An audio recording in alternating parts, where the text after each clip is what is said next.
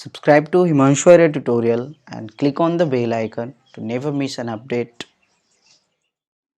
Hello students, welcome to your on YouTube channel. और यहाँ पे देखो हम लोग 10th क्लास का जो एनसीईआरटी सीरीज कर रहे थे, क्लियर है ना। उसमें हमने ऑलरेडी दो टॉपिक पढ़ लिया था। The first was nutrition. Nutrition हमने देख लिया है बिल्कुल अच्छे से। दूसरा हमने रेस्पिरेशन भी देख लिया है, क्लियर है ना। दूसरा हमने क्या देख लिया है, रेस्पिरेशन देख लिया है। इन दोनों प्रोसेस को देखने के बाद हमें एक बात तो पता चल गया है कि न्यूट्रिशन से क्या होगा, तो जो फूड होगा ना वो बेसिकली हमारे बॉडी में आएगा। और रेस्पिरेशन का जो पहला स्टेप होगा बेसिकली दैट इज ब्रीदिंग। तो इससे क्या होगा, ये ऑक्सीजन बेसिकली क्या होगा तो आएगा बॉडी में। ओके, ये दो चीज समझा। लेकिन यहाँ पे प्रॉब्लम ये था कि फूड जो है वो बॉडी के किसी पर्टिकुलर ऑर्गन में आ रहा है, किसी पर्टिकुलर प्लेस पे, और ऑक्सीजन भी किसी पर्टिकुलर प्लेस पे आ रहा है। ओके, जैसे बात करते हैं, फूड आ रहा है तुम्हारा स्टोमिक इंटेस्टाइन में, ओके, लेकिन ऑक्सीजन आ रहा है तुम्हारे लंग्स में। अब यहाँ पे सिर्फ जरूरत नहीं है इसकी, बल्कि इसकी जरूरत पूरे बॉडी को है। तो वहां पे हमारे पास एक जरूर सिस्टम होना चाहिए जो इन सभी चीजों को एक जगह से दूसरी जगह, या यूं कहो कि बॉडी के एक एक पार्ट्स तक या फिर एक एक सेल तक पहुंचाने का काम करे। और वो काम किसका है, तो ट्रांसपोर्टेशन का। तो ट्रांसपोर्ट का वैसे भी अगर तुम शाब्दिक अर्थ निकालो तो वही होता है ट्रांसपोर्टेशन का मतलब कि एक जरिया जिससे कि हम चीज़ों को एक जगह से दूसरी जगह ट्रांसपोर्ट कर सकें, क्लियर है ना? तो अब यहाँ पे देखो, हम जो ट्रांसपोर्टेशन पढ़ रहे हैं वो किसका पढ़ रहे हैं, तो ह्यूमन बीइंग्स का पढ़ रहे हैं। ओके, और ह्यूमन बीइंग्स के बाद फिर हम प्लांट्स का भी देखेंगे। तो यहाँ एनसीईआरटी ने शुरू किया है इस टॉपिक को एक एक्टिविटी से, एज यूजुअल हमेशा। और यहाँ पे देखो क्या-क्या पॉइंट्स है, समझोगे।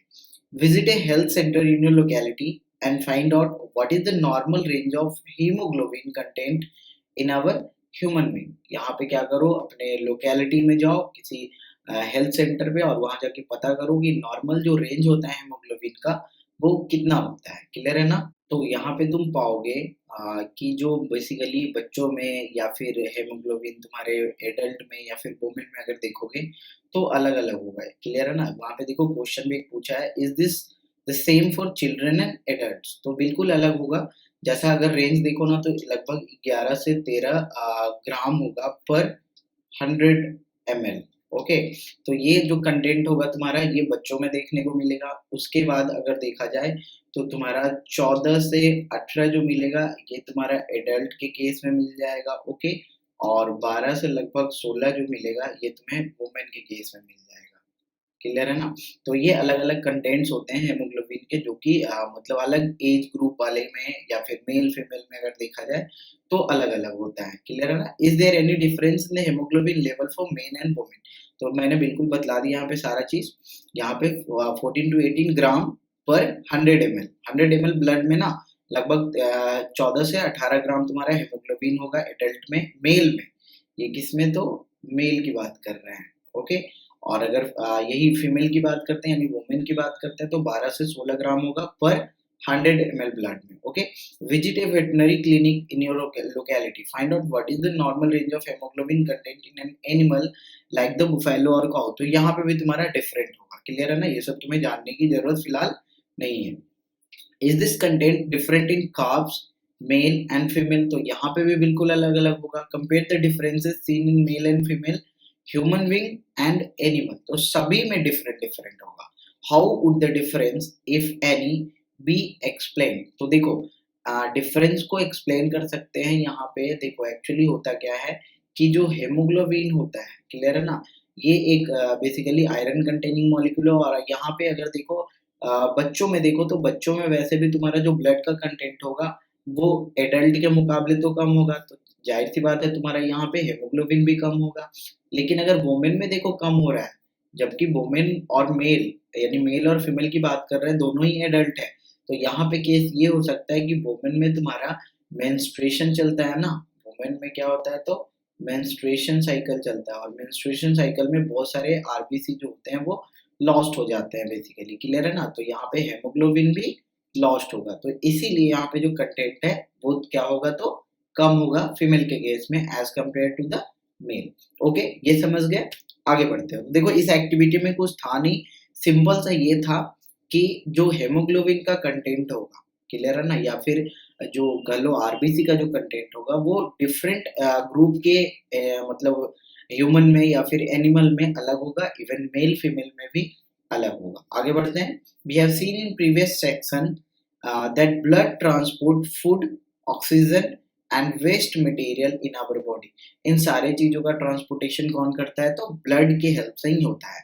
जैसा in class 9 we have learned about blood being a fluid connective tissue। Class 9th में पढ़े थे ना, फ्लूइड कनेक्टिव टिश्यू में तुम्हारा ब्लड आ जाता है और लिम्फ आ जाता है। फ्लूइड कनेक्टिव टिश्यू में दो आते हैं, the first is blood and the second one is lymph. ये दो चीज तुम पढ़ चुके हो, क्लियर है।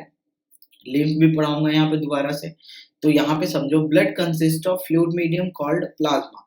अगर तुम ब्लड को ये मतलब तोड़ो तो ब्लड के दो कंटेंट्स होते हैं, the first is plasma and the second one is corpuscles. Corpuscles means यहाँ पे सेल्स आएंगे।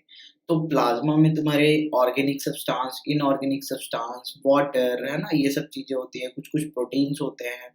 और कॉर्पसल्स में तुम्हारे आ जाते हैं RBC plus WBC plus platelets, clear है ना। तो ये सभी आ जाते हैं तुम्हारे। और इसी आरबीसी में ना बेसिकली तुम्हारा हेमोग्लोबिन प्रेजेंट होता है, और जो कि क्या है तो एक रेस्पिरेटरी पिगमेंट है। यहाँ पे याद रखोगे इसे, हेमोग्लोबिन क्या है तो एक रेस्पिरेटरी पिगमेंट है। ये क्या किसमें हेल्प कर रहा है? तो क्या करता है, ऑक्सीजन को बाइंड करके और एक जगह से दूसरी जगह पहुंचाने में हेल्प करता है। तो blood consist of fluid medium called plasma, okay, in which the cells are suspended, यानी कॉर्पसल्स उसमें प्रेजेंट होंगे। Plasma transport food, carbon dioxide and nitrogenous wastage in dissolve form. तो देखो ऑक्सीजन को अगर छोड़ दिया जाए तो बाकी जितने भी चीजों का ट्रांसपोर्टेशन है वो कौन कर रहा है? तो प्लाज्मा कर रहा है हमारा, क्लियर है ना। Oxygen is carried by the red blood corpuscles, और रेड ब्लड कॉर्पसल्स में भी किसके द्वारा? तो हेमोग्लोबिन के द्वारा। अब तुम्हें पता होगा इतना। Many other substances like salt are also transported by the blood. We thus need a pumping organ to push the blood around the body। इसीलिए हमें क्या चाहिए? तो एक ऐसा ऑर्गन चाहिए जो इस ब्लड को ना पुश कर सके हमारे बॉडी में, ताकि वो डिफरेंट पार्ट्स तक पहुंच सके। A network of tubes to reach all the tissue and a system in place to ensure that this network can be repaired if damaged। और हमारे पास एक ऐसा भी सिस्टम होना चाहिए कि अगर इसमें कोई प्रॉब्लम हुआ तो उसे रिपेयर भी किया जा सके, क्लियर है ना। तो हमारे पास एक सिस्टम होना चाहिए। देखो क्या क्या होना चाहिए समझो। हमारे पास सबसे पहले तो एक पंपिंग ऑर्गन होना चाहिए, एक पंपिंग ऑर्गन होना चाहिए। उसके बाद एक नेटवर्क होना चाहिए, यानी एक रास्ता होना चाहिए जिसके थ्रू वो डिफरेंट टिश्यू ऑर्गन हर जगह पहुंचे। और साथ ही साथ अगर कहीं कुछ प्रॉब्लम हो जाए तो रिपेयर का काम भी मतलब करने वाला होना चाहिए, क्लियर है ना। तो ये सारे चीज होंगे हमारे मतलब ट्रांसपोर्ट वाले सिस्टम में, यानी सर्कुलेटरी सिस्टम में, क्लियर है ना। तो यहाँ पे देखो जो पंपिंग ऑर्गन की बात की गई है, ये तुम्हारा बात की गई है हार्ट के बारे में। नेटवर्क जो दिख रहा है तुम्हें, ये ब्लड वेसल्स है जिसमें आर्टरी, वेन्स और कैपिलरीज आते हैं, और रिपेयर का काम जो है ना वो तुम्हारा लिम्फ वगैरह कर रहा है, ओके। आगे बढ़ना। तो यहाँ देखो एक एक करके उसी को पढ़ेंगे। तो सबसे पहला यहाँ पे टॉपिक क्या दिया है? Our pump, that is heart. यहाँ पे अब हार्ट के बारे में पढ़ेंगे हम। तो heart is a muscular organ. किसके बने होते हैं? तो कार्डियक मसल के होते हैं, पढ़े होगे तुम, कार्डियक मसल, ओके। और ये क्या करता है? तो रिदमिक कॉन्ट्रैक्शन एक्सपेंशन करता रहता है पूरे ही लाइफ टाइम, क्लियर है ना। ये कभी थकता नहीं है। Because both oxygen and carbon dioxide have to be transported by the blood. The heart has different chambers to prevent oxygen rich blood from mixing with the blood containing carbon dioxide. Important point है, heart के different chambers क्यों है हमारे body में? ताकि mix ना हो जाए ब्लड। अब देखो हार्ट के हमारे पास कितने चैम्बर है? तो 4 चैम्बर होते हैं, क्लियर है ना। यहाँ पे देखो तुम्हें अलग अलग ऑर्गेनिज्म के बारे में पूछा जा सकता है, तो एक ट्रिक बतला देता हूँ, वो याद कर लेना। दैट इज PARAM, परम, है ना। ये P फॉर पाइसेस, पाइसेस पढ़े हो ना। पाइसेस नहीं समझ में आ रहा तो फिश समझ लेना, okay. A for amphibian, amphibian याद आ रहा है? एम्फीबियन मतलब frog. R for reptiles, reptiles तो समझ रहे होगे ना, रेप्टाइल्स मतलब स्नेक्स, क्लियर है ना।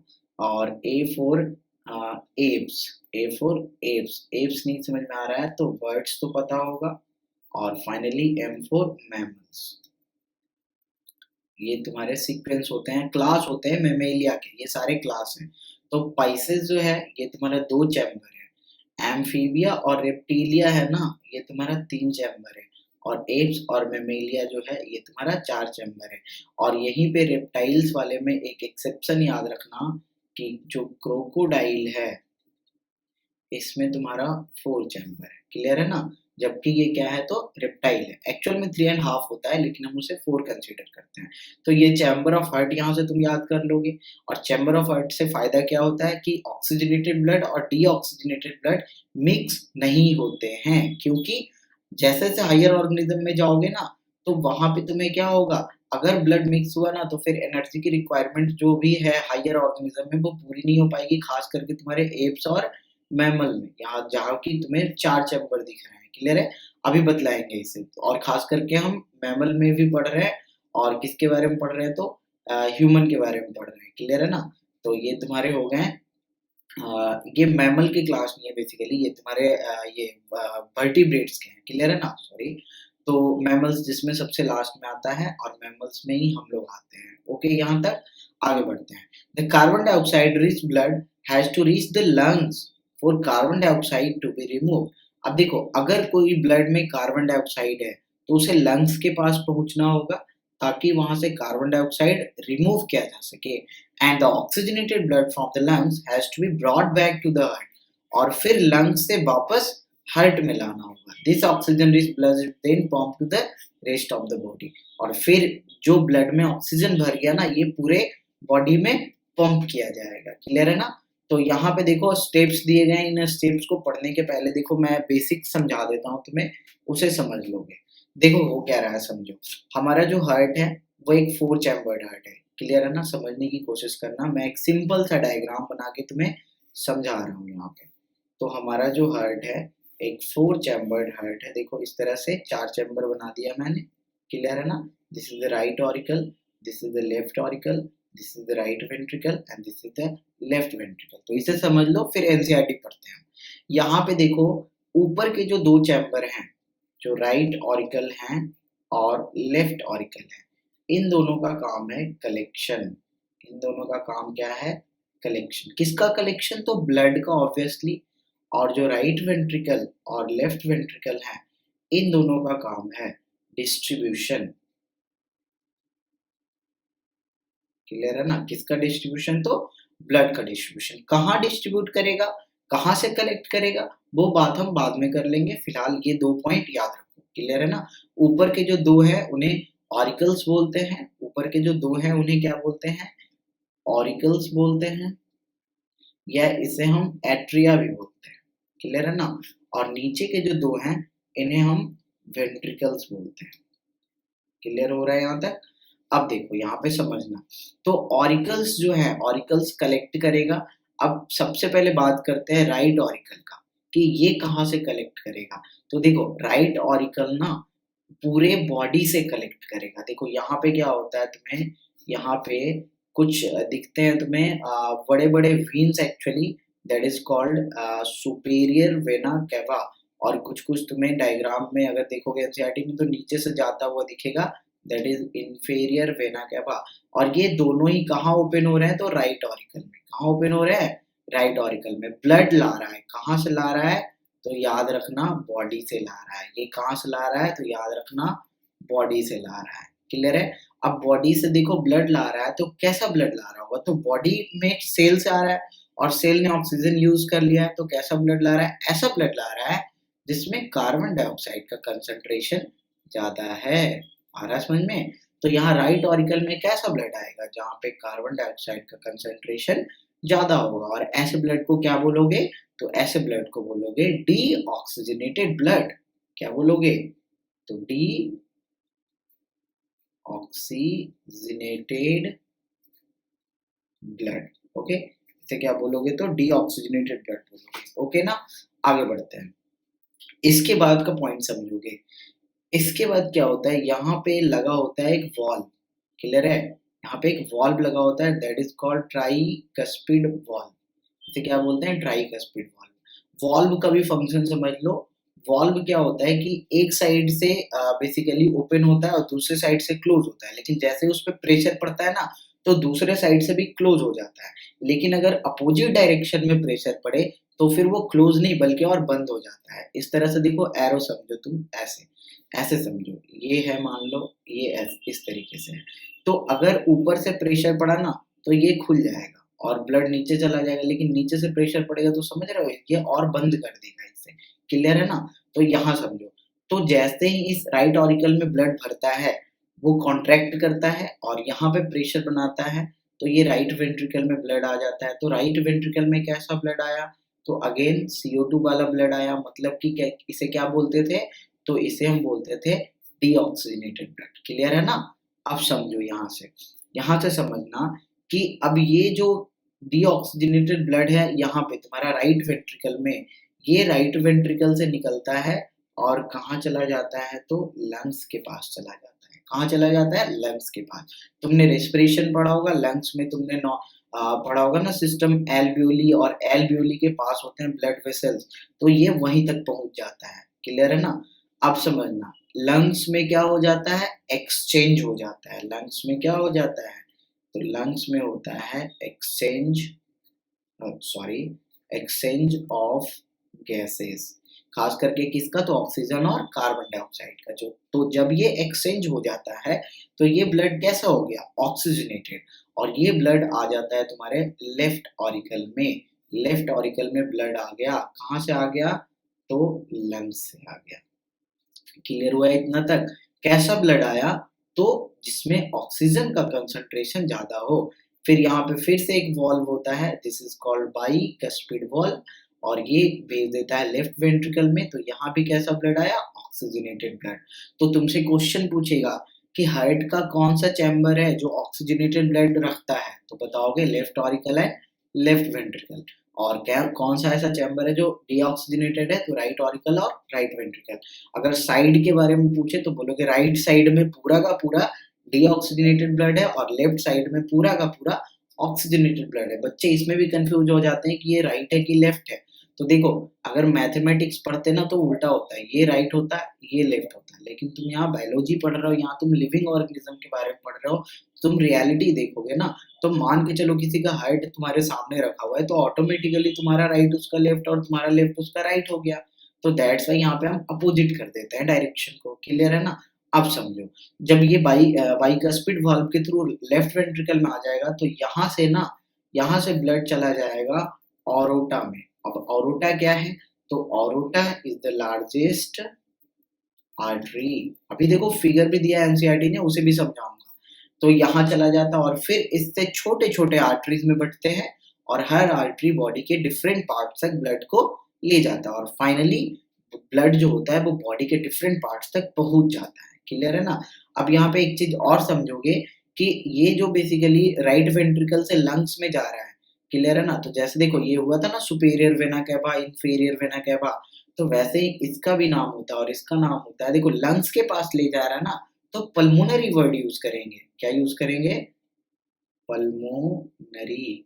और देखो डीऑक्सीजनेटेड ब्लड ले जा रहा है ना, तो डीऑक्सीजनेटेड ब्लड ले जाने वाले वीन होते हैं, लेकिन यहाँ पे हम आर्टरी यूज करेंगे। जब लंग्स आता है ना तो फंक्शन चेंज हो जाता है, और लंग्स से जो वापस आ रहा है तो इसका क्या नाम दोगे? तो इसका नाम दोगे तुम pulmonary artery, sorry pulmonary Wien ना, पल्मोनरी वीन। ओके, ये समझे यहाँ तक? तो एक्चुअल में क्या होता है कि एक बार में ये दोनों चैम्बर, राइट ऑरिकल और लेफ्ट ऑरिकल, दोनों को दोनों कॉन्ट्रैक्ट करते हैं, तो ब्लड कहाँ आ जाता है? राइट वेंट्रिकल और लेफ्ट वेंट्रिकल में। और जब दोनों ये नीचे वाले कॉन्ट्रैक्ट करते हैं तो एक से ब्लड चला जाता है देखो लंग्स में, और दूसरे से ब्लड चला जाता है देखो पूरे बॉडी में, ये पूरे बॉडी में पहुंचा देगा। क्लियर है? अब सुनो, इसके बाद क्या होता है, चारों के चारों चैम्बर रिलैक्स होते हैं। पहले तो वेंट्रिकल्स रिलैक्स होते हैं, फिर और which is just followed by auricles, तो वो सारे के सारे रिलैक्स होते हैं। तो जब रिलैक्स होते हैं ना, तो देखो ये दोनों चैम्बर, नीचे के जो दोनों चैम्बर है ये तो ऑलरेडी क्लोज है ना, because of tricuspid and bicuspid valve, लेकिन ऊपर के तो दोनों खुले हैं। तो राइट ऑरिकल में ब्लड आ जाता है बॉडी से, और लेफ्ट ऑरिकल में ब्लड आ जाता है लंग्स से। कैसा ब्लड? तो एक साइड डीऑक्सीजनेटेड, एक साइड ऑक्सीजनेटेड, और फिर से वो दोनों कॉन्ट्रैक्ट करेंगे तो ब्लड नीचे जाएगा, और ये जो साइकिल है इसी तरह से कंप्लीटली चलता रहेगा। क्लियर है ना? चाहो तो यहाँ पे कुछ नोट कर सकते हो। इसके बाद आगे बढ़ते हैं। अब देखते हैं, बुक को देखते हैं। यहाँ पे जो बेसिक्स थे वो मैंने समझा दिए। यहाँ पे we can follow this process step by step. Oxygen rich blood from chamber of the heart on the left atrium, atrium बोलो या ऑरिकल बोलो। The left atrium relaxes when it is collecting this blood. देखो, जब collect कर रहा होगा तो relax कर रहा होगा ऑब्वियसली, क्योंकि रिलैक्स करेगा तो वॉल्यूम बढ़ेगा, और वॉल्यूम बढ़ेगा तो प्रेशर घटेगा, तो ऑटोमेटिकली ब्लड आएगा वहां पे। क्लियर है ना? इट देन कॉन्ट्रैक्ट, अब फिर क्या करेगा? कॉन्ट्रैक्ट करेगा। while the next chamber the left ventricle relaxes। अब क्या होगा यहाँ पे? तो लेफ्ट वेंट्रिकल रिलैक्स करेगा so that the blood is transferred to it, और वहां पे ये ब्लड ट्रांसफर हो जाएगा। When the muscular left ventricle contract in turn the blood is pumped out to the body. और जब लेफ्ट वेंट्रिकल, देखो नहीं समझ में आ रहा तो यहाँ पे फिर से मैं बना देता हूँ सिंपल सा, पीछे तो बना ही दिया था। This is the right auricle, this is the left auricle, this is the right ventricle and this is the left ventricle. अब चलो एक बार शुरू से देखते हैं। क्लियर है? तो यहाँ पे देखो, oxygen rich blood from the lungs comes to the thin walled upper chamber of heart to the left. तो ये देखो यहाँ पे आ गया ना upper chamber of heart. Clear है? इसके वॉल कैसे होते हैं? तो थिन होते हैं, ये भी याद रखना। हाँ, ऊपर के जो चैम्बर वाले वॉल होते हैं थिन होते हैं, नीचे वाले थिक होते हैं। क्वेश्चन पूछेगा क्यों? क्योंकि नीचे में देखो, नीचे वाले जो चैम्बर होते हैं ना, खास करके ये लेफ्ट वेंट्रिकल वाला, ये सबसे ज्यादा थिक होता है, क्योंकि इसे ब्लड को पंप करना होता है पूरे बॉडी में।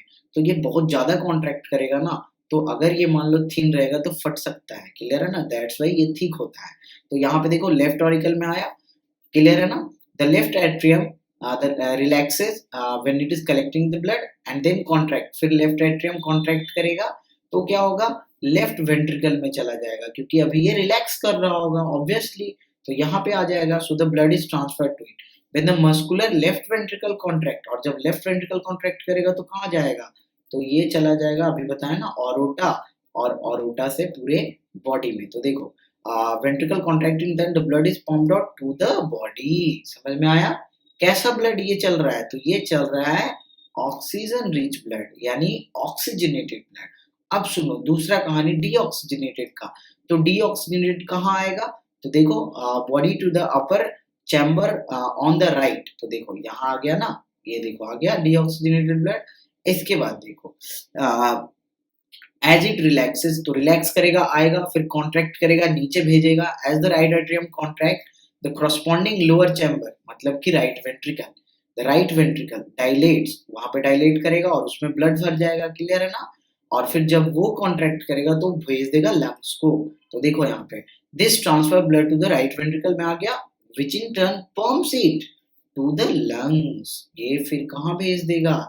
ये भेज देगा लंग्स के पास, ताकि उसका क्या हो जाए? तो उसका हो जाए ऑक्सीजनेशन, मीन्स वहां पे ऑक्सीजन भर जाए और कार्बन डाइऑक्साइड से छुटकारा मिल जाए। Since ventricles have to pump blood into various organs they have thicker muscular wall. Important point याद रखोगे, पूछ देगा सीधा सीधा कि वेंट्रिकल्स के वॉल थिक क्यों होते हैं? तो वेंट्रिकल्स के वॉल थिक इसलिए होते हैं क्योंकि इन्हें बॉडी के डिफरेंट पार्ट्स तक ब्लड को पहुंचाना होता है। क्लियर है ना? लेकिन आर्टरिया को क्या होता है? सिंपली वेंट्रिकल्स को ब्लड देना होता है, तो वो ज्यादा थिक नहीं भी होंगे, कोई प्रॉब्लम नहीं है। अब यहाँ पे देखो वॉल्व प्रेजेंट थे ना, वॉल्व प्रेजेंट थे यहाँ पे तुम्हारे ट्राइकस्पिड, यहाँ पे तुम्हारे बाइकस्पिड, और सुन लो यहाँ पे भी इस वाले यानी पल्मोनरी क्या थे ये आर्टरी थे ना, यहाँ पे भी तुम्हारा प्रेजेंट होता है, that is called semi lunar wall. और ये ऑरोटा जो है ना, यहाँ पे भी तुम्हारा प्रेजेंट होता है सेमी लूनर वॉल।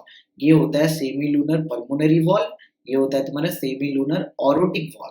ओके, और इन्हीं वॉल्व के ना बेसिकली क्लोज और ओपन होने की वजह से, खास करके क्लोज होने की वजह से क्या होता है? तो तुम्हारा साउंड जनरेट होता है, जो कि तुम्हारा हार्ट साउंड करता है।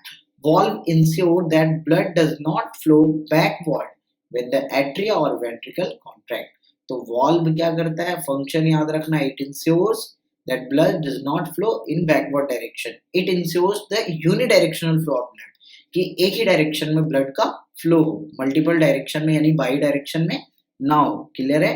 तो यहाँ पे 2-3 चीज समझे, क्लियर है ना। अब देखो यहाँ पे डायग्राम भी दिया है, समझोगे, क्लियर है। फिर से एक बार समझाता हूँ, देखो this is the right auricle, this is the left auricle, this is the right ventricle and this is the left ventricle, clear हुआ।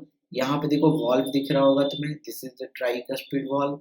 यहाँ पे देखो वॉल्व दिख रहा होगा तुम्हें, this is the bicuspid valve, okay.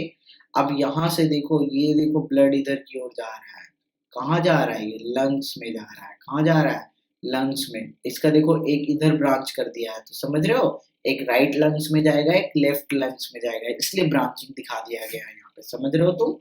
तो देखो यहाँ पे समझ गए, तो ये चला गया। अब सुनो, यहाँ देखो दो ऑलरेडी ओपनिंग दिखाए गए हैं, तो तुम यहाँ समझो एक राइट वाले से आ रहा होगा, दूसरा लेफ्ट वाले से आ रहा होगा ब्लड, कहाँ, लंग्स से।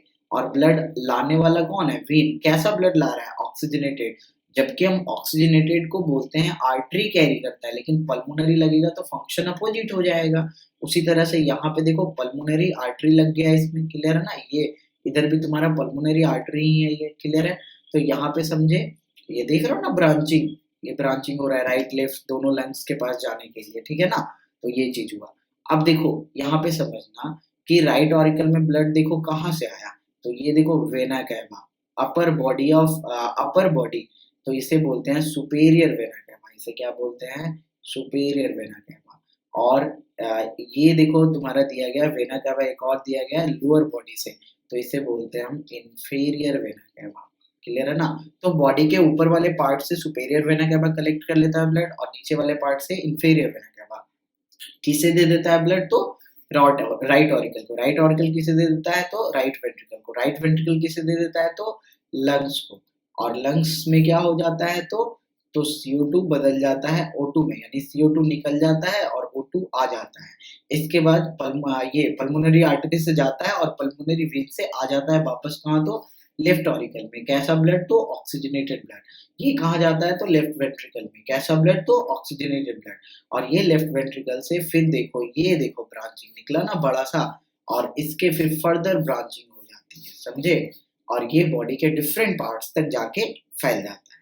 कैसा ब्लड, तो ऑक्सीजनेटेड ब्लड। और बॉडी को चाहिए कैसा था, ऑक्सीजनेटेड। यहाँ पे देखो एक चीज समझो, सेप्टम समझो।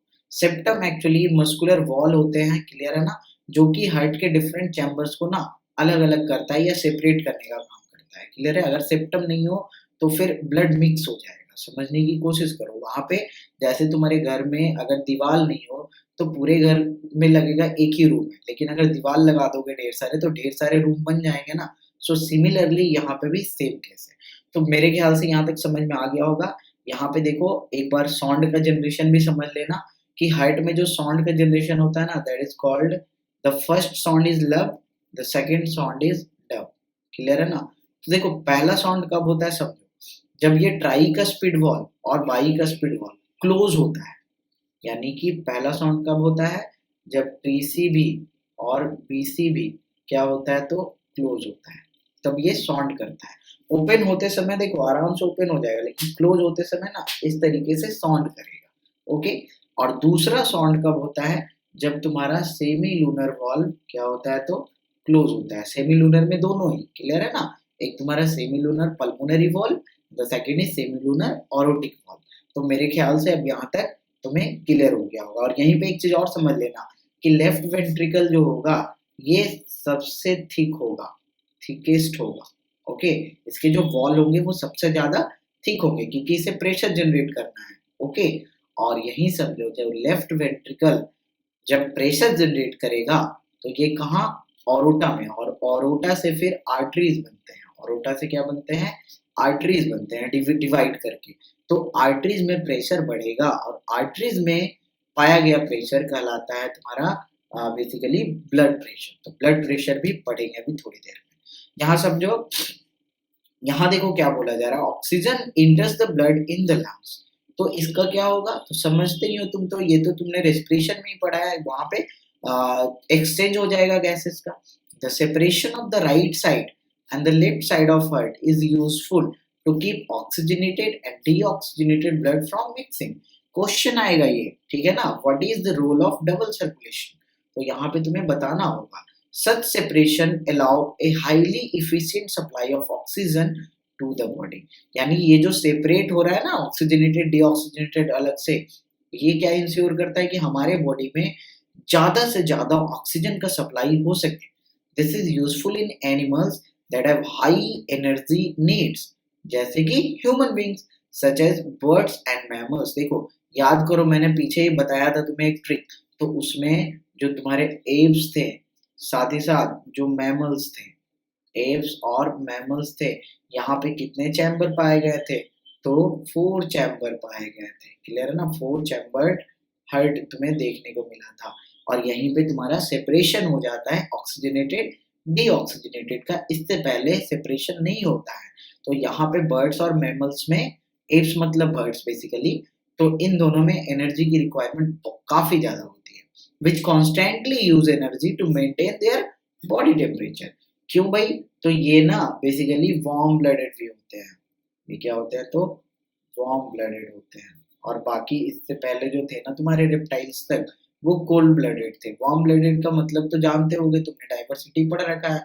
वैसे ऑर्गेनिज्म जो अपने बॉडी टेम्परेचर को कांस्टेंट रखते हैं, वो इन्वायरमेंट के अकॉर्डिंग चेंज नहीं करते हैं। जैसे हम लोग का जो बॉडी टेम्परेचर है, क्लियर है ना, 98 पॉइंट समथिंग फ़ारेनहाइट, वो हमेशा कांस्टेंट रहता है, चाहे ठंडी का दिन हो चाहे गर्मी का दिन हो। फीवर का केस अलग हो जाता है, ठीक है ना? तो ये समझे। In animals that do not use energy for this purpose, the body temperature depends on the temperature in the environment. समझ रहे हो? ये लोअर ऑर्गेनिज्म की बात कर रहे हैं, और ऐसे ऑर्गेनिज्म को हम क्या बोलते हैं? तो कोल्ड ब्लडेड बोलते हैं। सच एनिमल्स लाइक एम्फीबियंस और many reptiles have 3 chambered heart. देख रहे हो? एम्फीबियंस और रेप्टाइल्स में क्या है? 3 चैम्बर्ड हार्ट है। क्लियर है ना? और इवन जो तुम्हारे पाइसेस है, फिश है, उसमें तो 2 ही चैम्बर है। And tolerate some mixing of oxygenated and deoxygenated blood. समझो समझो इसे। ये ना, जो अगर ब्लड मिक्स कर गया, देखो एक्चुअली वहां पे क्या होगा, तो 2 ऑरिकल्स तो होंगे इस तरीके से, लेकिन वेंट्रिकल्स एक ही होगा। समझ रहे हो? इस तरह से 2 ऑरिकल्स हो गए, लेकिन वेंट्रिकल्स एक ही हैं।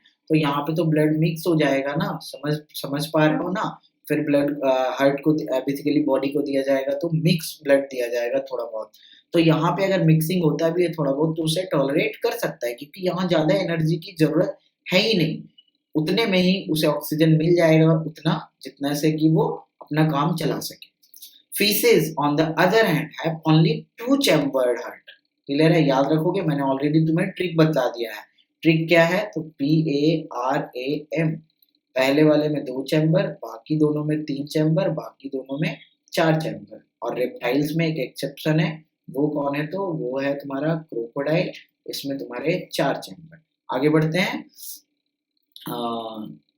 यहाँ पे समझो, 2 chambered in their hearts and the blood is pumped to the gills, is oxygenated there. वहाँ ऑलरेडी ऑक्सीजनेटेड होता है, and passed directly to the rest of body, और वहीं से वो डायरेक्टली बॉडी तक पहुंच जाता है। क्लियर है ना? Thus blood goes once, only once through the heart in fish during one cycle. लेकिन सुनो, ह्यूमन के केस में 2 बार पास करेगा। समझना यहाँ पे, cycle of passes through the body। On the other hand, समझना यहाँ पे, it goes through the heart twice during each cycle in other vertebrates। This is known as double circulation। और ये बात किसकी हो रही है? तो उसकी बात हो रही है जिसमें 4 चैम्बर्ड हार्ट प्रेजेंट हैं। क्लियर है? ये क्या होता है? तो हार्ट से 2 बार पास करता है। तुमने पीछे भी देखा, क्लियर है ना, कि हार्ट में देखो, यहाँ पे फिगर देख रहे हो ना, ये जो राइट साइड है, इधर डीऑक्सीजनेटेड ब्लड पास किया, और ये जो लेफ्ट साइड है, इधर ऑक्सीजनेटेड ब्लड पास किया। क्लियर है ना? बॉडी में जाने से पहले देखो, बॉडी से आया राइट ऑरिकल में, राइट वेंट्रिकल, फिर लंग्स में चला गया। बॉडी में नहीं गया, लंग्स में चला गया, और लंग्स से वापस आया तो फिर बॉडी में नहीं आया, हार्ट में आया। क्लियर है ना? और फिर दोबारा से गया, तब जाके गया बॉडी में। तो ये समझ रहे हो, बॉडी में जाने से पहले 2 बार पास हुआ, and this is known as double circulation. समझोगे इस डायग्राम को? बड़ा इंपॉर्टेंट डायग्राम है, समझोगे। ये बीच में तुम्हारा हार्ट दिया गया, फिर से देखो, this is the right ventricle, this is the left ventricle, this is sorry right auricle, left auricle, है ना? This is the right ventricle and this is the left ventricle. Clear है? अब यहाँ पे समझो, देखो यहाँ पे एक चीज ध्यान देना, कि जो ब्लू कलर दिखाया है ना, ब्लू कलर तुम्हें दिखाया है वैसे ब्लड के लिए जो कैसा हो, तो डीऑक्सीजनेटेड हो।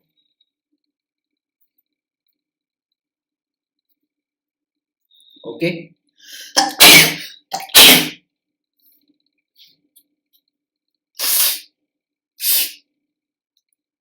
ओके, यहाँ तक क्लियर है। अब इसके बाद समझो, जो रेड कलर दिखाया है ना, ये दिखाया है ऑक्सीजनेटेड ब्लड के लिए। ये किसके लिए है? तो ऑक्सीजनेटेड ब्लड के लिए। अब समझने की कोशिश करना, यहाँ पे देखो लंग्स के कैपिलरीज दिखाए गए हैं, क्लियर है ना। तो एक चीज तुम्हें इससे पहले मैं बतला दूं कि देखो, जो हमारा आर्टरी होता है ना, आर्टरी जो होता है वो ऑक्सीजनेटेड ब्लड कैरी करता है। मान लो ये आर्टरी, ठीक है, क्लियर है, और ये मान लो वीन है, तो ये तुम्हारा डीऑक्सीजनेटेड ब्लड कैरी करता है। आर्टरी वीन में कुछ कुछ डिफरेंसेस होते हैं, देखो मैं अगर आगे नहीं है तो मैं बतला देता हूँ। अच्छा, आगे दिया है तो आगे बतला दूंगा उसे, ठीक है ना। आगे ऑलरेडी दे रखा है तो मैं उसे आगे बतला दूंगा। यहाँ पे देखो समझोगे, यहाँ पे देखो होता क्या है कि ऑक्सीजनेटेड ब्लड जो है ना, वो जाते हैं बॉडी में, बॉडी के एक सेल तक, और वहां से फिर डीऑक्सीजनेटेड होके आते हैं। तो उसे एक डायग्राम से समझने की कोशिश करना। मान लो ये आर्टरी है, ये ऑक्सीजनेटेड ब्लड लेके जा रहा है, क्लियर है ना। फिर इसके ढेर सारे बेसिकली ब्रांचेज हो गए, जिन्हें हम बोलेंगे आर्टेरियोल्स।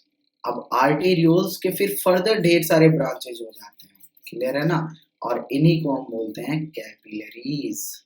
समझ में।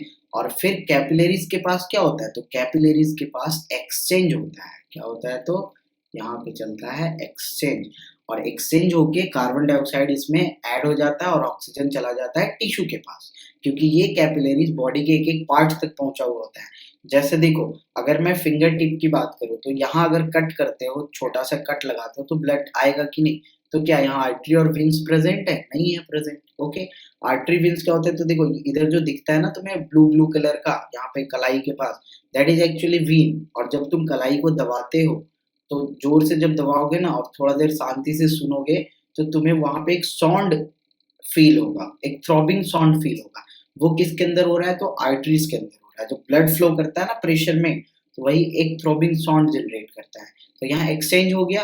अब क्या होगा? ये जुड़ेगा, आ रहा समझ में, और जुड़ के कुछ डक्ट बनाएगा, और इसे हम बोलते हैं वेन्यूल्स। और फाइनली ये वेन्यूल्स जुड़ के एक फाइनल क्या बना लेगा? वीन। अब वीन में क्या आ गया? तो CO2 आ गया है। समझ रहे हो? यहाँ तक क्लियर है ना। अब देखो यहाँ पे समझोगे, ये फिर से देख लो, right auricle, left auricle, right ventricle, left ventricle. अब यहाँ पे समझो, देखो राइट ऑरिकल में वेना कैवा से ब्लड आया, क्लियर है। वेना कैवा में दो होते हैं, दो कौन कौन? तो एक तुम्हारा होता है सुपेरियर वेना कैवा, ये बॉडी के ऊपर वाले पार्ट से ब्लड लेके आता है। एक होता है तुम्हारा इंफेरियर वेना कैवा, ये बॉडी के नीचे वाले पार्ट से ब्लड लेके आता है, और फाइनली वेना कैवा को दे देता है। और ये कहाँ देता है? तो ये राइट ऑरिकल में, क्लियर है ना। अब राइट ऑरिकल से देखो राइट वेंट्रिकल में आ जाएगा ब्लड। यहाँ भी देखो ब्लू कलर ही दिखाया है, क्योंकि यहाँ भी तुम्हारा क्या है? तो डीऑक्सीजनेटेड है। लेकिन यहाँ से देखो ब्लड जा रहा है कहाँ? लंग्स के कैपिलरीज में। और यहाँ पे देखो, ये बेसिकली जो गया, यहाँ पे नेटवर्किंग फैला कैपिलरीज का, तो यहाँ देखो एक्सचेंज हुआ है कहीं ना कहीं, और एक्सचेंज होके देख रहे हो रेड हो गया है, यानी ऑक्सीजनेटेड हो गया है। अब ये पल्मोनरी वेन इसे वापस लेके आएगा लंग्स से, और किसे दे देगा? तो लेफ्ट ऑरिकल को। लेके कौन जा रहा है? तो देखो पल्मोनरी आर्टरी लेके जा रहा है। लेके कौन आ रहा है? तो पल्मोनरी वेन लेके आ रहा है, क्लियर है ना। और ये दे दिया लेफ्ट ऑरिकल को, फिर ये लेफ्ट वेंट्रिकल को, फिर ये देखो कहाँ जा रहा है? ऑरोटा में, देख लो। और ऑरोटा से कहाँ? बॉडी में। फिर बॉडी के देखो आर्टरीज, आर्टरीज के पास देखो, ये देखो नेटवर्क फैला ना फिर से कैपिलरीज का, और यहाँ पे एक्सचेंज हुआ ना, और ये एक्सचेंज होके फिर से डीऑक्सीजनेटेड ब्लड हो गया, और ये फिर से वेन्स बन गए। तो ये जो बीच में नेटवर्क होते हैं ना, इन्हें बोलते हैं आर्टेरियोल्स, थोड़े बहुत आर्टेरियोल्स। और इधर तुम्हारे वाले होते हैं वेन्यूल्स। और बीच वाले जो होते हैं ना, एक्सटेंसिव नेटवर्क, जहाँ पे काफी ज्यादा नेटवर्किंग होती है, दीज आर कॉल्ड कैपिलरीज। यहाँ पे क्या होते हैं? कैपिलरीज। तो देखो यहाँ दिया ना, capillaries in body organ apart from the lungs. Okay, तो ये डीऑक्सीजनेटेड होके वापस राइट ऑरिकल में आ गया। तो ये साइकिल चलता रहता है, and this is known as double circulation. आगे बढ़े, यहाँ पे देखो प्रेशर बोला गया है।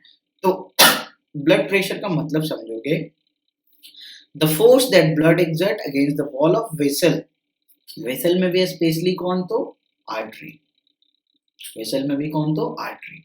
क्यों बोल रहे हैं वो मैं बताऊंगा थोड़ी देर में। Is called blood pressure.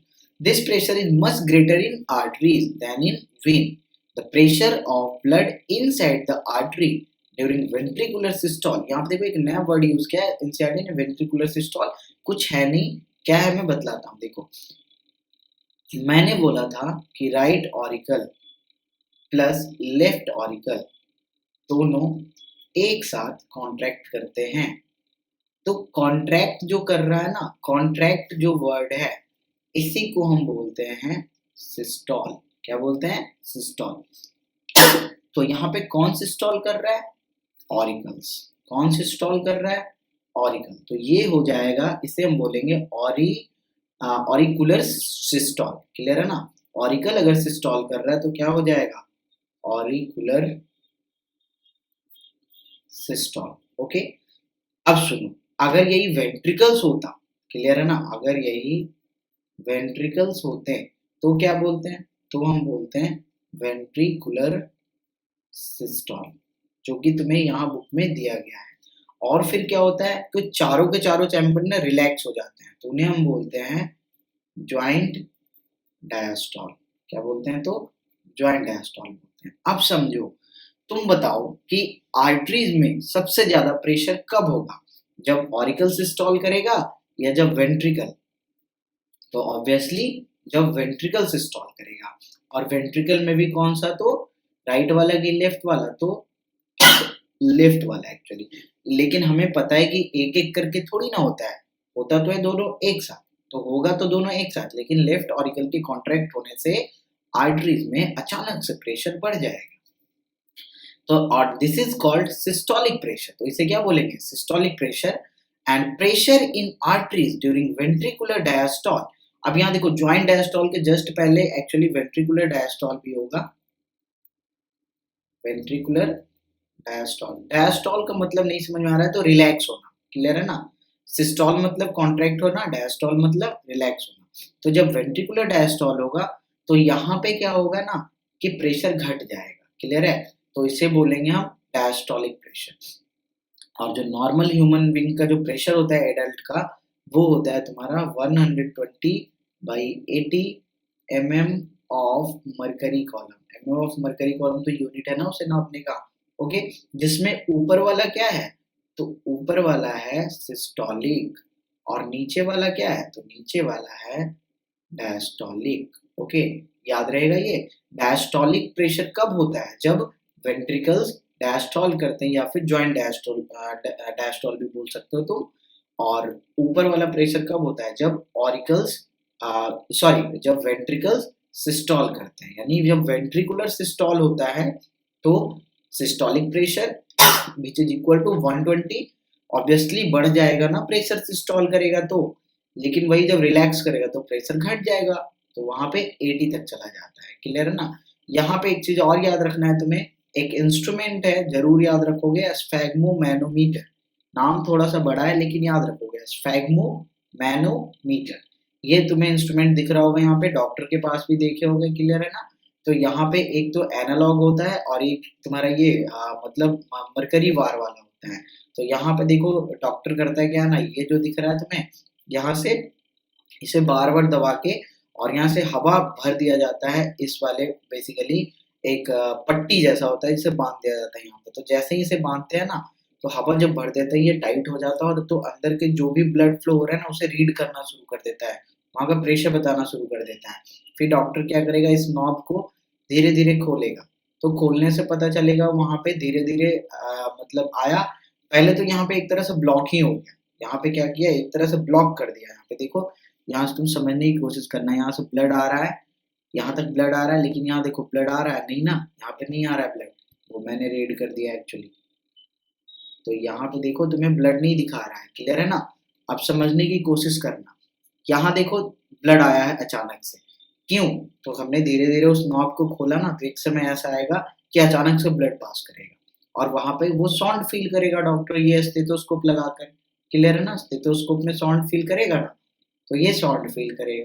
तो यहाँ से तुम्हें मतलब उन्हें पता चलेगा सिस्टोलिक प्रेशर। फिर धीरे धीरे और भी खोलेगा और एक समय पे फिर से एक दूसरा साउंड फील होगा 80 पे जाके, that is called diastolic pressure. तो इस तरह से ना डॉक्टर वो प्रेशर को मेजर करता है। अब तो डिजिटल आ गए हैं, बस यहाँ पे लगा दो, एक बटन दबा दो, ये खुद से इसे मतलब हवा दे देगा मशीन के थ्रू और खुद से मेजर करके तुम्हें डिजिटल दिखा देगा तुम्हारा ब्लड प्रेशर कितना है। High blood pressure is also called hypertension and is called by constriction of arterioles. Arteries अगर कंस्ट्रिक्ट कर गए तो प्रेशर बढ़ जाएगा, ऑब्वियसली बढ़ जाएगा। देखो कैसे, ये एक ब्लड वेसल है इतना मोटा और एक ब्लड वेसल है ऐसे इतना पतला, तो तुम्हें बताओ अगर दोनों में same amount of blood pass करे तो प्रेशर किस में ज्यादा होगा? ऑब्वियसली इसमें ज्यादा होगा।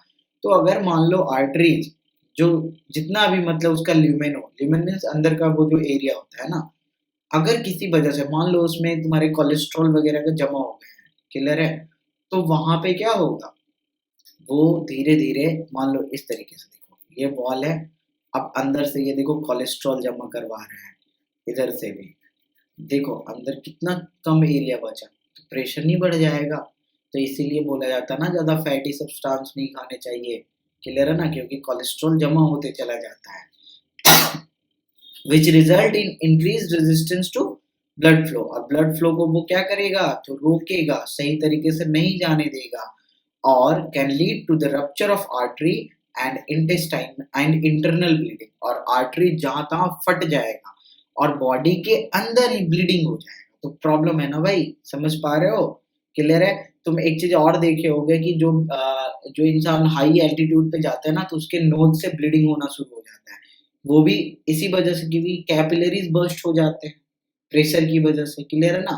सो दैट्स वाई, क्योंकि अंदर का प्रेशर ना हाई हो जाता है, धीरे धीरे ऊपर जैसे जैसे बढ़ते हो तो प्रेशर घटता है ना तुम्हारा, मतलब इन्वायरमेंट का, और बॉडी का तो प्रेशर उसके मुकाबले में हाई हो गया, तो क्या होता है, फट जाता है अंदर से और ब्लड जो है बाहर आना शुरू कर देता है। अब यहाँ पे समझो, अब हम देखते हैं वेसल्स के बारे में। ये जो नेटवर्क है ना, नेटवर्क यही क्रिएट करवा रहा है, दैट इज ब्लड वेसल्स। कैसे करवा रहा है तो समझते हैं। arteries arteries are the vessels which carry blood away from the heart to various organs। देखो arteries हार्ट से दूर लेके जा रहा था, याद करो, मैं फिर से यहाँ पे डायग्राम बना देता हूँ सिंपल सा। तो आर्टरीज देखो यहाँ से निकल रहा था, पहले तो ऑरोटा आया था which was the largest artery, और फिर ऑरोटा आर्टरीज में डिवाइड कर गया था। ये कहाँ लेके जा रहा था बॉडी मतलब ब्लड को, तो बॉडी तक लेके जा रहा था। कैसा ब्लड लेके जा रहा था, तो ऑक्सीजनेटेड ब्लड, याद रखना। ओके, बिल्कुल सिंपल है, कुछ भी यहाँ पे टफ नहीं है। Since the blood emerges from the heart under high pressure the arteries have thick elastic wall. तो देखो आर्टरीज में भी प्रेशर होता है ना, तो इसलिए इसके वॉल कैसे होते हैं, तो थिक होते हैं और इलास्टिक होते हैं आर्टरीज में। ये मैं मतलब कि वेंट्रिकल्स की बात नहीं कर रहा हूँ, आर्टरीज जो ब्लड वेसल्स है ना उसकी बात कर रहा हूँ। देखो आर्टरीज और एट्रिया में डिफरेंस है। एट्रिया इसे बोलते हैं, ये जो एट्रिया पढ़े थे ना पीछे, या ऑरिकल्स, तो ये चैम्बर्स होते हैं, लेकिन आर्टरीज तुम्हारा ब्लड वेसल है। ओके ना। Veins collect the blood from different organs and bring it back to the heart. और वेन्स देखो यहाँ लेके आ रहा था ना blood, superior vena cava, inferior vena cava. तो वेन्स क्या करता है, बॉडी से ब्लड को कलेक्ट करके और हार्ट के बेसिकली राइट वाले ऑरिकल्स वाले चैम्बर में लेके आता है। They do not need thick wall because the blood is no longer under pressure. और वेन्स में प्रेशर कैसा है, तो लो है, इसीलिए यहाँ पे थिक वॉल की जरूरत नहीं है। तो कैसे वॉल होंगे, यहाँ पे थिन होंगे। इंस्टेड दे हैव वॉल्व, यहाँ पे वॉल्व होंगे that ensures that the blood flows only in one direction. लेकिन आर्टरीज में ना वॉल्व्स नहीं होंगे, क्योंकि आर्टरीज में इतना प्रेशर ही होता है कि वो बैक फ्लो कर ही नहीं सकता है। ऑन रीचिंग एन ऑर्गन और tissue the artery divides into a smaller and smaller vessels to bring the blood in contact with the individual cell. यानी कैपिलरीज में बदल गया ना। The smallest vessels have walls which are one cell thick, मतलब बहुत पतला हो जाता है, क्लियर है। और इसे क्या बोल रहे हैं, तो हम कैपिलरीज बोल रहे हैं। ये मैंने डायग्राम से पीछे समझाने की कोशिश की थी तुम्हें। Exchange of material between the blood and surrounding cells take place across this thin wall। और जो भी एक्सचेंज होना है ना वो यही होगा। पहला एक्सचेंज तो कैपिलरी के पास होगा और दूसरा एक्सचेंज कहाँ होगा, तो एल्वियोली के पास होगा। वहां पे क्या होगा, तो ऑक्सीजन ऐड होगा और कार्बन डाइऑक्साइड रिमूव होगा, और यहाँ पे क्या होगा, तो यहाँ पे कार्बन डाइऑक्साइड ऐड होगा और ऑक्सीजन रिमूव होगा इसमें से, क्योंकि ऑक्सीजन चला जाएगा बॉडी में और कार्बन डाइऑक्साइड यहाँ पे आ जाएगा ब्लड में। क्लियर है ना? और यही जब जाएगा लंग्स के पास तो उल्टा हो जाएगा, क्योंकि वहां कार्बन डाइऑक्साइड को क्या करेंगे हम बॉडी के बाहर यानी लंग्स के थ्रू हम लोग सांस छोड़ देंगे, बाहर निकल जाएगा। The capillaries then join together to form vein, और यही कैपिलरी फिर जुड़ता है और क्या बनाता है तो वेन बनाता है that convey the blood away from the organ और टिश्यू, वो उसे ऑर्गन या टिश्यू से दूर लेके जाता है। क्लियर हुआ इतना? यहाँ पे देखो एक चीज समझोगे, यहाँ पे कभी कभी क्वेश्चंस पूछ देते हैं तो उसे देख लोगे। क्वेश्चन क्या पूछेगा ना कि आर्टरी और वेन में डिफरेंस पूछेगा। तो आर्टरी के वॉल कैसे होते हैं, तो यहाँ पे सबसे पहले लिख लो थिक वॉल्ड। ओके, यहाँ पे क्या हो जाएंगे तो थिन वॉल्ड हो जाएंगे। ओके, यहाँ पे प्रेशर क्या होगा आर्टरी में तो हाई प्रेशर, या इसे अगर मैं ज्यादा सही से लिखूं तो बोलूंगा blood flows under high pressure. Clear है ना? और यहाँ पे क्या हो जाएगा तो लो प्रेशर। इसे पूरा ही लिखना तुम, है ना? चलो मैं लिख ही देता हूँ। Blood flows under high pressure और यहाँ पे लो प्रेशर। क्लियर है ना? यहाँ पे देखो आर्टरी में वॉल्व जो होंगे ना वो क्या होंगे तो एब्सेंट होंगे और यहाँ पे क्या होंगे तो प्रेजेंट होंगे। ये आर्टरीज जो है ये क्या करेगा, कैरी ब्लड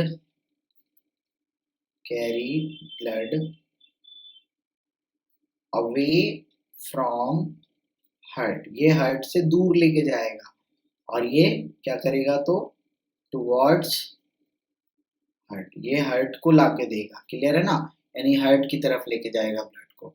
तो ये सारी चीज समझ गए आर्टरी और वेन में डिफरेंसेस। एक चीज और समझ लो, आर्टरी जो होता है ना इसका लोकेशन होता है डीप सीटेड, ये अंदर होता है। क्लियर है ना? और वेन्स जो होता है ये होता है तुम्हारा सुपरफिशियल, यानी ये ऊपर ऊपर ही, इधर जो दिखता है ना तुम्हारा ब्लू कलर का ये भी तुम्हारा वेन्स ही है। क्लियर है? और एक चीज याद रखना, जो इंजेक्शन पड़ते हैं ना वो भी तुम्हारे वेन्स में ही पड़ते हैं। लेकिन सुनो यहाँ पे देखो एक चीज और यहाँ पे देखो, चाहो तो लिख सकते हो आर्टरी क्या करता है तो कैरी O2 ब्लड। अब देखो O2 ब्लड मैंने यहाँ शॉर्ट में लिख दिया है, एक्चुअली में ऑक्सीजनेटेड ब्लड नहीं, और यहाँ पे CO2 वाला ब्लड यानी डीऑक्सीजनेटेड ब्लड। और लेकिन यहाँ पे एक्सेप्शन भी है ना, यहाँ पे एक एक्सेप्शन है और वो एक्सेप्शन क्या है तुम्हें पता है, पल्मोनरी आर्टरी। और यहाँ पे भी एक एक्सेप्शन है और वो कौन है तो पल्मोनरी वेन। क्लियर है ना? क्योंकि pulmonary vein oxygenated blood carry करता है और पल्मोनरी आर्टरी डीऑक्सीजनेटेड, उल्टा हो जाता है। जैसे ही पल्मोनरी वर्ड लगेगा ना फंक्शन उलट देना। अब यहाँ पे समझो मेंटेनेंस का काम देखो, देखो तीन चीज आना था ना। सबसे पहला एक पंप होना चाहिए जो कि ब्लड को इधर उधर पहुंचाए, प्रेशर एक्सर्ट करे। दूसरा एक नेटवर्क होना चाहिए, रास्ता होना चाहिए, वो भी हमने पढ़ लिया। अब फाइनली देखते हैं मेंटेनेंस का काम। तो मेंटेनेंस का काम जो है तुम्हारा वो देखो प्लेटलेट्स के द्वारा हो रहा है। क्लियर है ना? और उसके बाद फिर लिम्फ भी पढ़ लेंगे फाइनली। तो देखो यहाँ पे what happens if this system of tube develop a leak, अगर लीकेज हो गई कहीं पे तो क्या होगा।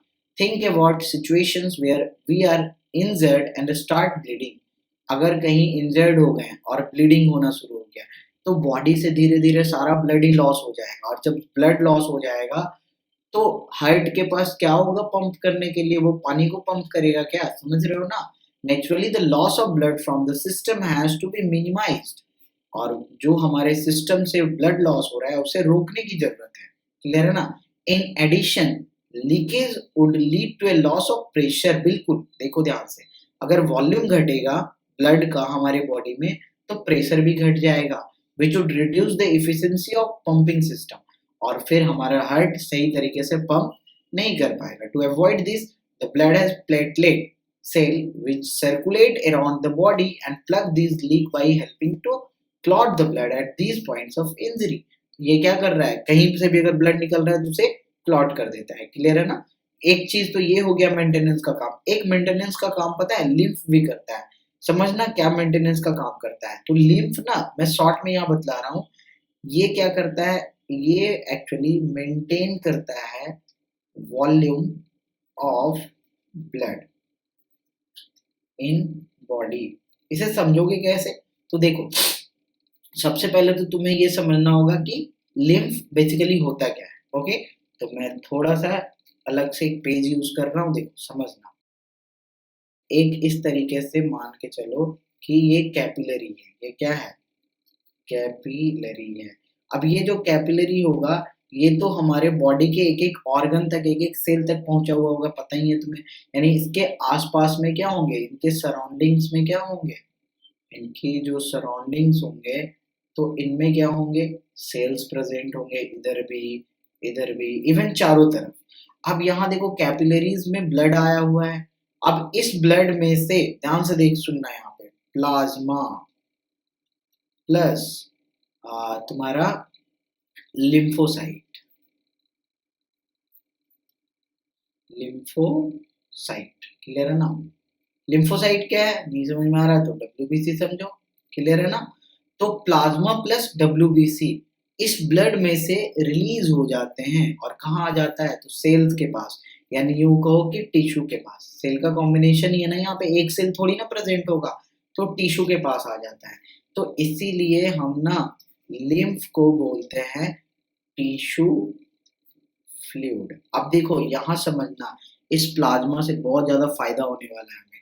देखो अगर मान लो तुम्हारे बॉडी में पूरे सिस्टम में मान के चलो कि 5 लीटर ब्लड है, तो जो प्रेशर है ना वो सही तरीके से चलता रहेगा। अगर ये मान लो 5 लीटर से घट के 4 लीटर हो गया, प्रेशर घट जाएगा कि नहीं, समझ रहे हो? ब्लड अच्छे से पंप नहीं हो पाएगा। अगर मान लो 5 लीटर से बढ़ के 6 लीटर हो गया, प्रेशर बढ़ जाएगा, फट सकता है आर्टरीज वेन्स, समझ रहे हो? तो इसमें भी प्रॉब्लम है। मतलब बॉडी को 5 ही लीटर ब्लड मेंटेन करके रखना है, प्रेशर वगैरह को मेंटेन करने के लिए। अब इसके मेंटेनेंस में अगर मान लो बॉडी में बढ़ गया, तो क्या करेगा, ये प्लाज्मा आ जाएगा कहाँ, टिश्यू में। तो सिस्टम से बाहर हो गया ना, तो सिस्टम में प्रेशर क्या होगा, मेंटेन हो जाएगा। लेकिन अगर मान के चलो कि किसी इंसान का एक्सीडेंट होता है, क्लियर है ना, तो यहाँ पे ब्लड लॉस तो होगा ही होगा। अब यहाँ पे जब ब्लड लॉस होगा, तो प्लाज्मा भी जाएगा, तो ये 5 लीटर से घट के फिर से मान लो 4 लीटर पे आ गया। तो इस बार क्या होगा ना कि जो प्लाज्मा प्रेजेंट है ना इस टिश्यू फ्लूइड में, यानी यूं कहो कि लिम्फ में, ये प्लाज्मा जल्दी जल्दी से मतलब दे दिया जाएगा कहाँ, वापस तो कैपिलरीज को, क्लियर है ना? ये डायरेक्ट ऐसे ऐड नहीं होता है, ये बेसिकली यहाँ पे जो होता है ना, यहाँ से फिर फ्लो करते हैं लिम्फ वेसल, क्लियर है? और लिम्फ वेसल फिर फाइनली चला जाता है तुम्हारे कैपिलरीज में, सॉरी वेन्स में। कहाँ चले जाते हैं, तो वेन्स में चले जाते हैं, क्लियर है ना? तो फाइनली कैप तुम्हारे ब्लड वेसल में ही चला गया ना ये ब्लड या प्लाज्मा, तो वॉल्यूम फिर से 5 लीटर हो गया, तो प्रेशर तो फिर से मेंटेन हो जाएगा ना। समझ में आया इतना? देखना आगे। देखते हैं एनसीईआरटी क्या बोलता है। There is another type of fluid also involved in transportation. This is called lymph or tissue fluid. इसे lymph बोलते हैं या tissue fluid बोलते हैं। Through the pores present in the wall of capillaries, some amount of plasma, certain protein and blood cells. Blood cell में भी खास करके कौन से, तो WBC escape into intercellular spaces in the tissue. कहाँ आ गए, टिश्यू में आ गए। To form the tissue fluid और लिम्फ। इसे टिश्यू फ्लूइड भी बोल सकते हैं हम या लिम्फ भी बोल सकते हैं। It is similar to the plasma of blood but colourless होगा, और यहाँ पे प्रोटीन क्या होंगे, कम होंगे, क्लियर है ना? अब सुनना important point. Lymph drains into lymphatic capillary from the intercellular space. Intercellular space से कहाँ जाएगा, लिम्फ वेसल में, जिसे लिम्फेटिक कैपिलरी बोल रहे हो। वे join to form large lymph vessel. So यहाँ कैपिलरी से बेसिकली वेसल्स बन जाएंगे that finally open into larger vein, जो कि फाइनली कहाँ चला जा रहा है, तो फाइनली तो वेन्स में ही जा रहा है ना। तो ब्लड फिर से हमारे सिस्टम में ही आ जाएगा। थोड़े देर के लिए हमारे सिस्टम से बाहर हो गया प्लाज्मा और डब्ल्यूबीसी, लेकिन वो वापस फिर से वेन्स में ही आ जाता है। अब इससे फायदा क्या होगा, तो सुनो। Lymph carries digested and absorb fat from intestine and drains access fluid, समझ रहे हो, from extracellular spaces back into the blood. यानी कि वापस वो ब्लड में ऐड करता है जो एक्सेस फ्लूइड होता है, या अगर बॉडी में सिस्टम में बढ़ जाता है तो वो ड्रेन आउट भी करता है, यानी कि वो ऐड और रिमूव करता रहता है प्लाज्मा को, ताकि हमारे बॉडी में जो वॉल्यूम है ब्लड का उसे मेंटेन किया जा सके। क्लियर है? और ये फाइनली वेन्स में ही ऐड होते हैं, और यहाँ पे प्लाज्मा है ना प्रेजेंट, यहाँ पे क्या प्रेजेंट है? प्लाज्मा। तो प्लाज्मा तुम्हें पता है किसका ट्रांसपोर्टेशन करता है? ऑक्सीजन को छोड़ दो तो बाकी सारी चीजों को ट्रांसपोर्ट करेगा, तो ये भी ट्रांसपोर्ट करेगा, और फाइनली किसे दे देगा? तो वेन्स को ही दे देगा बेसिकली। क्लियर हुआ यहाँ तक? अब देखो नेक्स्ट जो टॉपिक है हमारा वो क्या है? Transportation in plant. बड़ा ही सिंपल सा टॉपिक है, छोटा सा टॉपिक है ये, इसमें ज्यादा हमें पढ़ना ही नहीं है। क्लियर है ना? सिंपली तुम्हें मतलब जाइलम और फ्लोएम के बारे में पढ़ना है बस, और कुछ नहीं पढ़ना है यहाँ पे। क्लियर है? तो देखेंगे यहाँ पे, we have discussed earlier how plants take in simple compounds such as carbon dioxide and photosynthesize energy stored in their chlorophyll containing organs. समझते हो ये? Namely leaves. The other kind of raw material needed for building plant bodies will also have to be taken up separately. तो दूसरे दूसरे materials, ये किसकी बात कर रहा है? तो ये basically ना तुम्हारा, एक मिनट, मिनरल्स की बात कर रहा है। किसकी बात कर रहा है? तो मिनरल्स की बात कर रहा है। ओके, तो इन्हें भी सेपरेटली लेना होगा। For plants the soil is the nearest and richest source of raw material like nitrogen, phosphorus and other minerals. तो इन सभी के लिए सबसे नजदीक और सबसे ज्यादा अमाउंट में जो प्रेजेंट है ये सारे मिनरल्स, वो कहाँ है? तो सॉइल में। The absorption of these substances therefore occur through the part in contact with the soil. और ये किसकी बात कर रहा है? तो रूट की बात कर रहा है, क्योंकि रूट ही है सॉइल के कॉन्टेक्ट में, और सॉइल में बिल्कुल भरा पड़ा है मिनरल्स वगैरह, और सबसे नजदीक भी है प्लांट के लिए, तो वहीं से ले लेगा।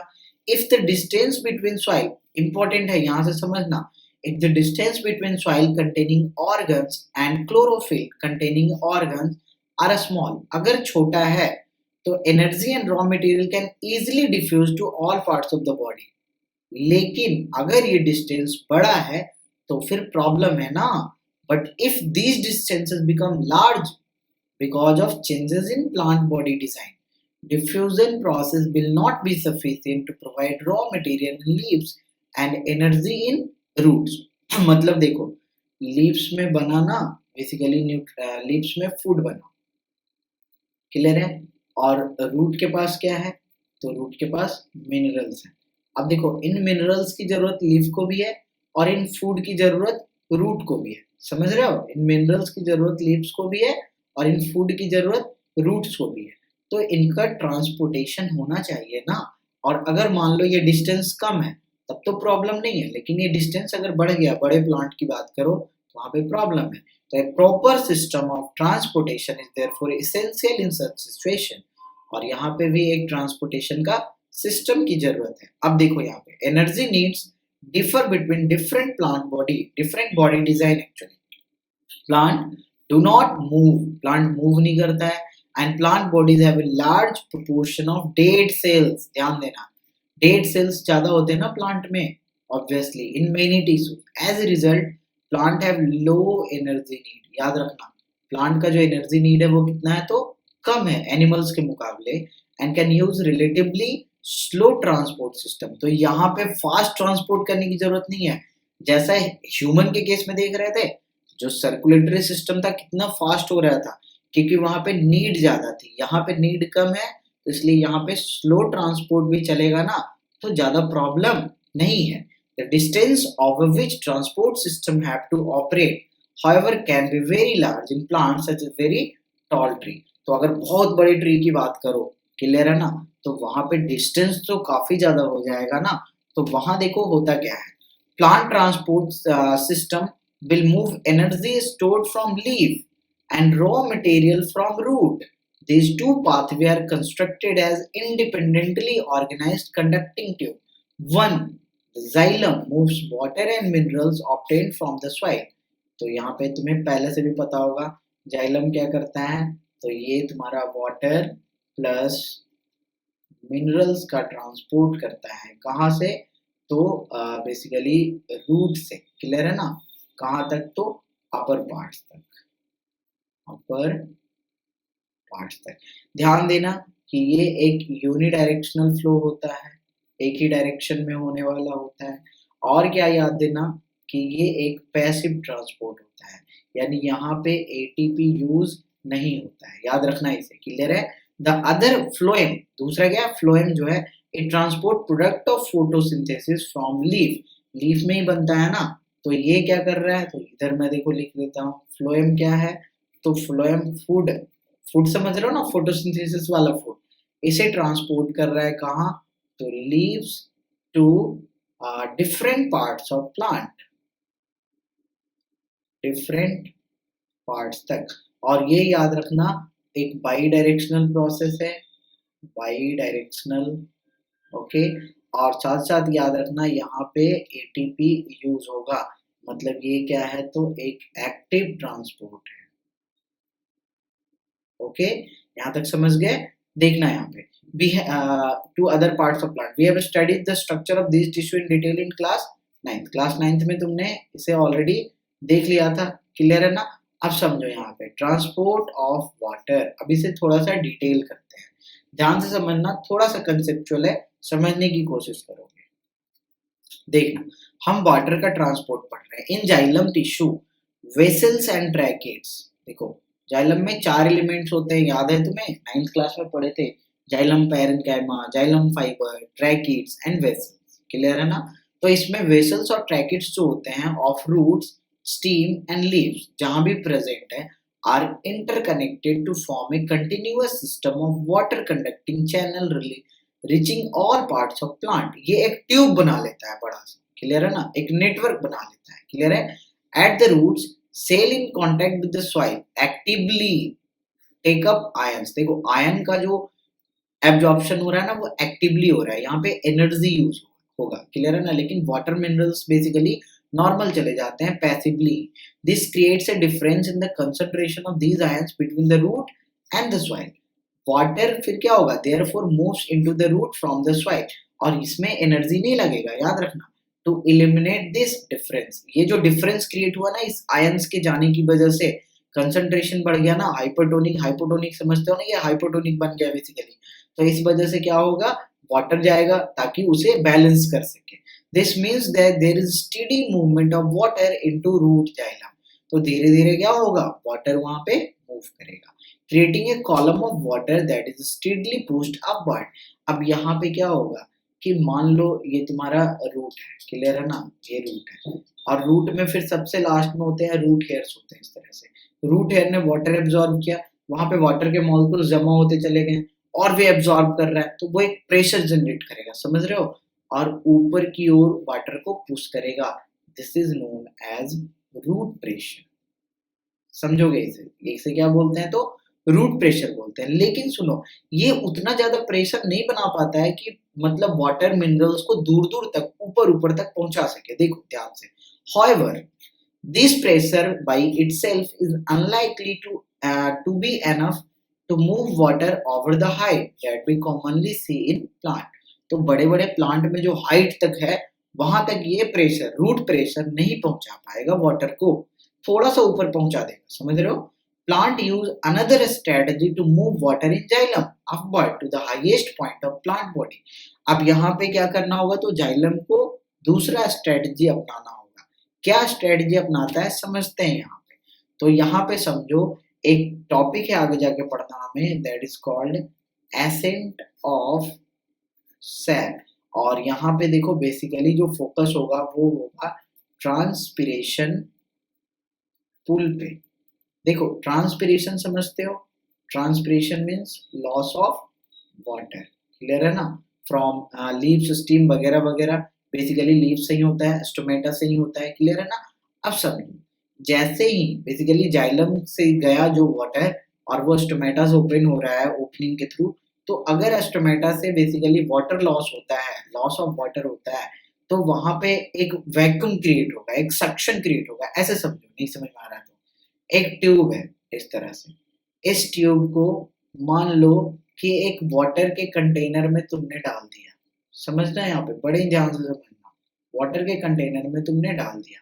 अब यहाँ पे तुम मौत लगाकर सक कर रहे हो, क्लियर है? तो ये क्या होगा, इतना दूर तक तो पानी है इसमें, इतना तो ओपन है ना, एम्प्टी है ना, तो ये पानी धीरे-धीरे ऊपर चढ़ जाएगा, समझ रहे हो? और तुम्हारे माउथ में आ जाएगा और जब तक तुम खींचते रहोगे ना, ये पानी धीरे-धीरे तुम्हारे माउथ में जाता रहेगा और धीरे-धीरे ये खाली हो जाएगा। समझ में आ रहा है ये? सेम कंडीशन यहाँ भी है।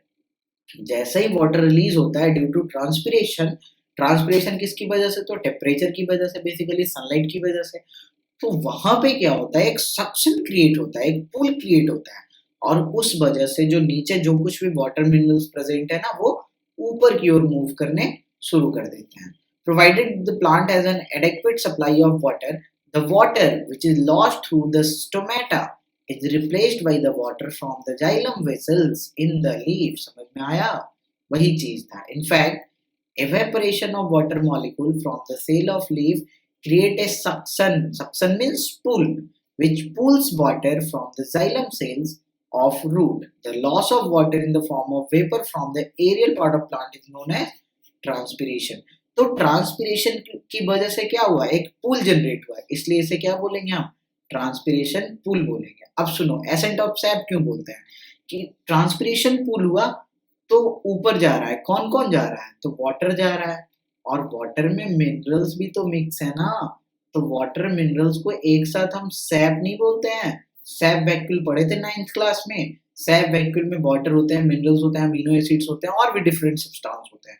तो इसीलिए सैप जो है वो कहाँ जा रहा है, ऊपर की ओर, और ऊपर की ओर जो डायरेक्शन होता है, जो मूवमेंट होता है उसे एसेंट बोलते हैं। नीचे की ओर मूवमेंट अगर होता है तो डिसेंट बोलते हैं, ऊपर की ओर होता है तो एसेंट बोल रहे हैं। तो यहाँ पे सैप ऊपर की ओर जा रहा है, that's why ascent of SAP. और इस पूरे प्रोसेस में कहीं भी एनर्जी नहीं लगा रहा है प्लांट, क्लियर है ना? तो इसीलिए इसे हम बोल रहे हैं एक पैसिव ट्रांसपोर्ट। बस आयंस का जो अपटिक हो रहा है ना, वो एक्टिवली होता है, याद रखना। Thus, transpiration help in the absorption and upward movement of water and minerals dissolved in it। देखो वाटर मिनरल दोनों के दोनों ऊपर की ओर चले गए from root to the leaves। It also help in temperature regulation। देखो evaporation होगा तो evaporation creates cooling effect, तुम्हें पता है evaporation creates cooling effect, तो ये टेम्परेचर को भी मेंटेन करके रखेगा प्लांट में। The effect of root pressure in transport of water is more important at night। और देखो दिन में अगर बात करते हैं तो दिन में तो ट्रांसपिरेशन हो रहा है ना, तो रूट प्रेशर उतना ज्यादा रोल प्ले नहीं करेगा। लेकिन अगर रात की बात करते हो तो रात में no transpiration is taking place, तो रात में जो भी ट्रांसपोर्ट होना होगा वो किसकी वजह से होगा, रूट प्रेशर की वजह से होगा। तो रूट प्रेशर एक इम्पॉर्टेंट फिनोमेना बन जाता है रात के time. During the day when the stomata are open, the transpiration pull become the major driving force in the movement of water in the xylem. और रात को क्या हो जाएगा, तो रूट प्रेशर। तो रूट प्रेशर समझ गए, pressure exerted by the absorbed water in the root is called root pressure। this pressure is not enough कि वो ऊंचे ऊंचे हाइट तक वाटर मिनरल्स को पहुंचा सके, that's why we have transpiration pull. Transpiration की वजह से एक पुल जनरेट होता है, सक्शन जनरेट होता है, एक पुलिंग फोर्स जनरेट होता है जिसकी वजह से वाटर मिनरल्स ऊपर की ओर मूव करते हैं। क्लियर हुआ यहाँ पे? अब यहाँ पे समझोगे, ये तो वाटर मिनरल्स का समझ गए। अब जरा समझते हैं फूड का ट्रांसपोर्ट, और ये कौन करता है, तो ये करता है तुम्हारा फ्लोएम। और यहाँ पे प्रॉब्लम नहीं है क्योंकि ये एक्टिव ट्रांसपोर्ट है, यहाँ एनर्जी लगाएगा, तो एनर्जी लगाएगा तो ये कहीं भी जा सकता है, ठीक है ना? So far we have discussed the transport of water and minerals in plant। Now let's consider how the product of metabolic process, particularly photosynthesis। photosynthesis से जो कुछ भी बना, that is food, क्लियर है ना? और भी डिफरेंट मेटाबॉलिक प्रोसेस का रिजल्ट, जैसे कि अगर मान लो कोई एंजाइम ही बन रहा है, कोई प्रोटीन ही बन रहा है, समझ रहे हो, उन सबको भी मूव करना है। Are move from leaves where they are form. Leaf में तुम्हारा फोटोसिंथेसिस हुआ, फूड बना, उसे क्या करना है, डिफरेंट पार्ट्स तक पहुंचाना है to other parts of plant. This transport of soluble product of photosynthesis is called translocation. बहुत इंपॉर्टेंट है, याद रखना। ट्रांसलोकेशन कुछ नहीं है, ट्रांसपोर्टेशन ही है, लेकिन यहाँ पे किसका ट्रांसपोर्ट हो रहा है, तो प्रिपेयर्ड फूड का, सिंथेसाइज्ड फूड का। So this is known as translocation. तो translocation is a special type of transportation जिसमें कि प्रिपेयर्ड फूड या सिंथेसाइज्ड फूड का एक जगह से दूसरी जगह बेसिकली मूवमेंट होता है।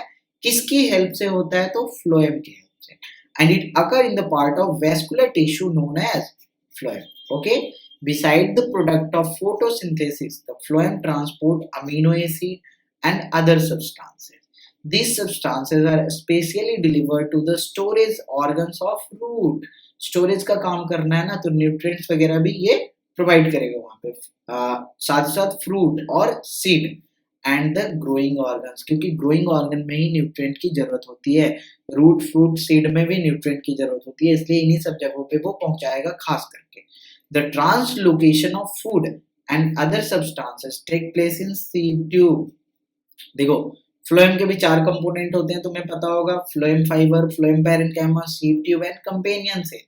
तो सीव ट्यूब के हेल्प से होता है, with the help of adjacent companion cell. तुम्हें पता है ना सीव ट्यूब में न्यूक्लियस नहीं होते हैं और उसके पास में प्रेजेंट होते हैं कंपेनियन सेल, क्लियर है। और इन दोनों को एक साथ हम सिस्टर सेल्स भी बोलते हैं, क्योंकि ये जो कंपेनियन सेल का न्यूक्लियस है यही कंट्रोल करता है function of sieve tube in both in upward and downward direction. तो इसीलिए मैंने यहाँ पे एक टर्म यूज किया था बाई डायरेक्शनल फ्लो। तो यहाँ पे अपवर्ड और डाउनवर्ड दोनों ही डायरेक्शन में चल रहा है ये ट्रांसपोर्ट।